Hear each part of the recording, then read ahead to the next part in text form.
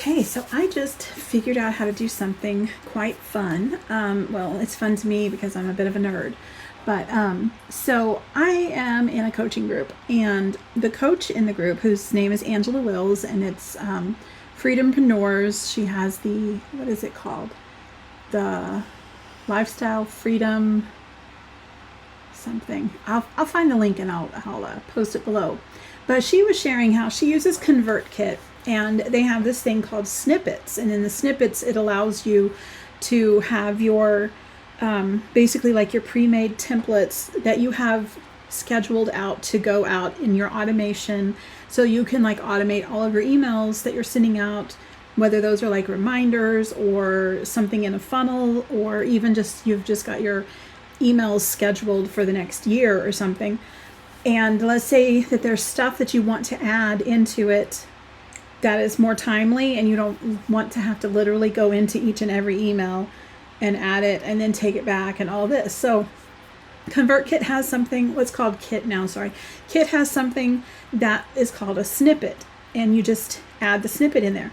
So I use FG Funnels, which is on GoHighLevel, and I was like, I wonder if we can do this in that, because I've never heard anybody talk about it. So I went in first. I was super excited because they do have a thing called Snippets, but it's something else entirely different. It's where you add stuff that you can, like, instead of having to retype it, you can just add in content into an email that you're typing out, but you can't change it and go back later and test it and find out. So I did a little bit of more digging. I Googled it a little bit and found out that it is called custom value. And now I knew custom value was there, but I had never really paid much attention to it and didn't really know what it was. So this says start from scratch in the heading and stuff, because this is just a basic email. So I want to show you how I did this, and it kind of was a process, so bear with me here.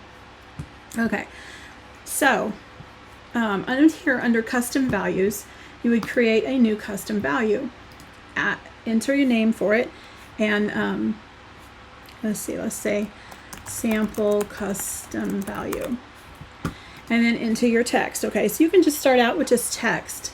This is a custom value.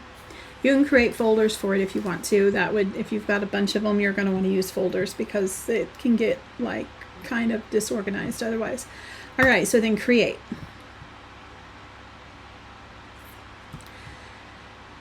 Then come over here and start a new email. Okay, I'm going to show you, I'm going to walk you through exactly step by step how I figured this all out. So up here, you've got your email right here. And this is a test snippet. This was the one that I added that didn't work. Okay, but this little icon right here is custom values. Click on that, and then you have right here, test custom value. Wait, no, you know what? I need to reload. Let me reload this page because it's not showing up, my sample one. All right, now let's try this again. Come here under this icon. Now this is where you're going to come up with all of, like your content, your name, and all the stuff that you can add to it. Scroll all the way to the bottom, custom values, and you'll see the ones that you have saved. And if the one you just saved is not there, refresh your page. Save it first and then refresh your page, because it's possible it's just not showing up. Okay, so now right here we have custom sample values. You can't see what it says, all right? So I'm going to save this template. And then I am going to send myself a test. I'm going to name it sample 1. Send myself a test email. I'm going to go to my inbox, and I'm going to wait and see if it shows up. Whoa, why is this all chosen? Don't want to do that. Go away. All right, here it is, sample 1. Okay, I'm going to... All right, so see right here, this is a custom value. This is what you just typed into your custom values over here. See right here? So this is a custom value. Okay, so then through trial and error, I figured out that you can do all of this. And I actually went to ChatGPT and I asked it to give me the code that I can insert into this.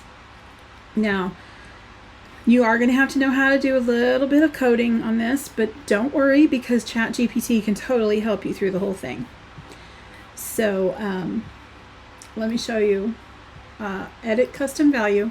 Now this is just a big long thing like this, so it's kind of hard to figure it out. But these are line breaks and they do work. First I thought they didn't work because I had a typo in it. These are line breaks. This is how you make it in my test that I had. This is how you make it have these, you know, nice clean little lines in between it.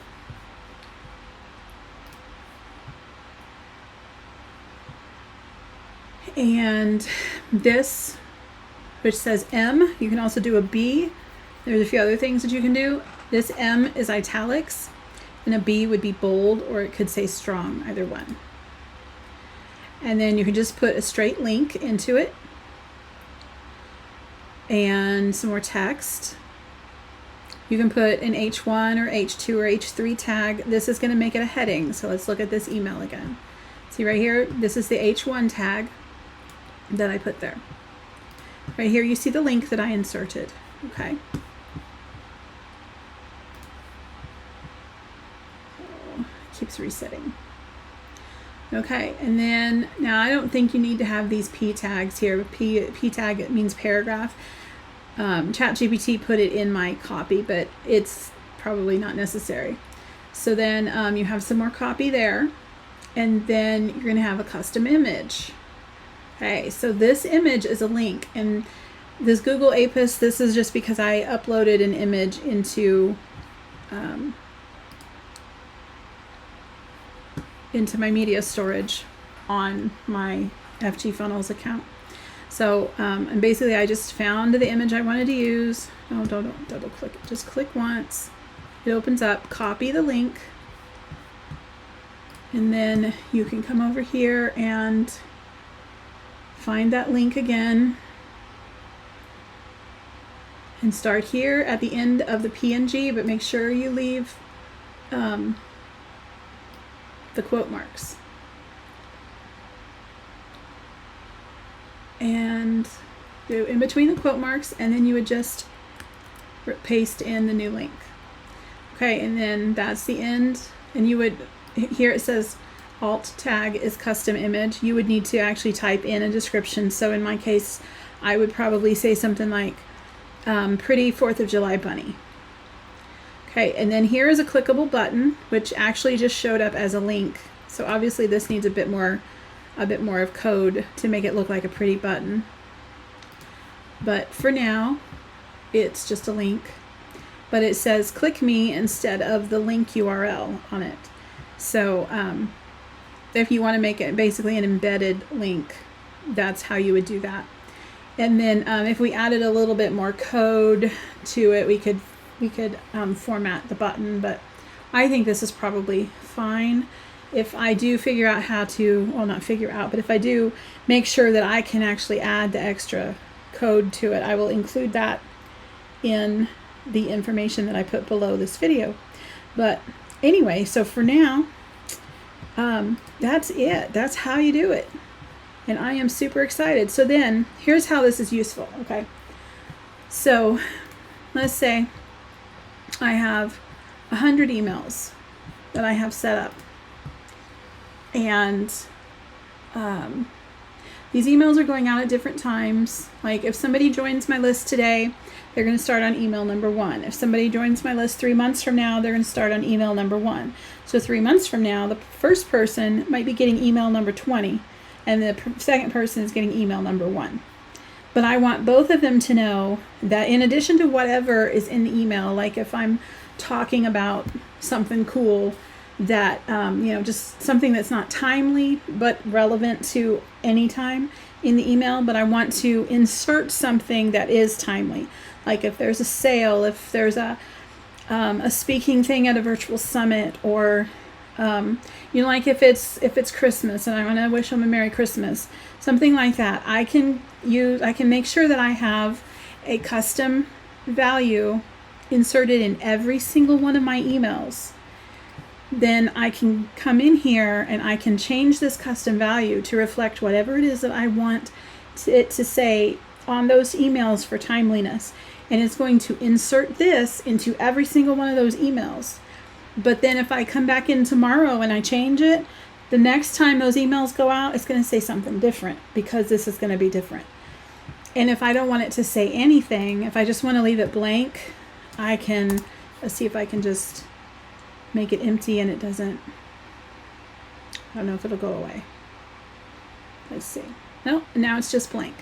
So if I inserted it now, it would just leave a blank spot, which is fine, especially if it's a PS or something like that up at the top, or right before an image or a button or something, so that the space isn't super obvious that way, because I'm not sure that it would actually leave a space or not, but you know, we would want to assume that it does leave a little. But anyway, that is how you can add custom values that you can change on a whim on all of your pre-formatted emails and pre-scheduled emails in FG Funnels, which is a GoHighLevel white labeled version. So this would work in any GoHighLevel or white label version of GoHighLevel.